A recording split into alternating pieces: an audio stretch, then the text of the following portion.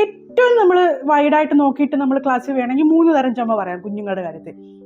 ഒന്നാമത്തെ ചുമ അലർജി ചുമ, അതായത് ശ്വാസം മുട്ടൽ കുഞ്ഞുങ്ങൾക്ക് വരുന്നത് അത് മാനിഫെസ്റ്റ് ചെയ്യുന്നത് ചുമയായിട്ടാണ് കുഞ്ഞുങ്ങളിൽ. അപ്പോൾ അവർക്ക് ശ്വാസം മുട്ടൽ ഇഷ്യൂ വരുമ്പോഴാണ് ഒരു തരം ചുമ വരുന്നത്. അതിന് നമ്മൾ കഫമുള്ള ചുമയുടെ മരുന്ന് കൊടുത്തിട്ട് കാര്യമുണ്ടോ? ഇല്ല. അപ്പോൾ രണ്ടാമത്തെ ചുമയാണ് കഫമുള്ള ചുമ. ആ ചുമയ്ക്ക് എന്ത് മരുന്നാണ് കൊടുക്കേണ്ടത്? ഈ കഫം ഡൈല്യൂട്ട് ചെയ്ത് കഫത്തിൻ്റെ കട്ടി കുറച്ച് അത് വേഗം പുറത്തേക്ക് പോകാൻ സഹായിക്കുന്ന തരം മരുന്നാണ് അതിന് കൊടുക്കേണ്ടത്. അതാണ് രണ്ടാമത്തെ ചുമ. മൂന്നാമത്തെ ചുമ വരണ്ട ചുമ, അതായത് കഫമില്ല, ശ്വാസം മുട്ടലില്ല, പക്ഷെ അത് തന്നെ. അപ്പം ഇങ്ങനെ 3 തരം ചുമ സിമ്പിളായിട്ട് തന്നെ പറയാൻ പറ്റും. ഇതൊന്നും അല്ലാത്ത വേറെ തരം ചുമകളും ഉണ്ടാകും. അതുകൊണ്ട് ആദ്യം തന്നെ എന്താണ് ഈ ചുമയുടെ കാരണമെന്ന് നമ്മൾ കൃത്യമായി തന്നെ ഡോക്ടറിൻ്റെ അടുത്ത് പോയി കണ്ടെത്തണം.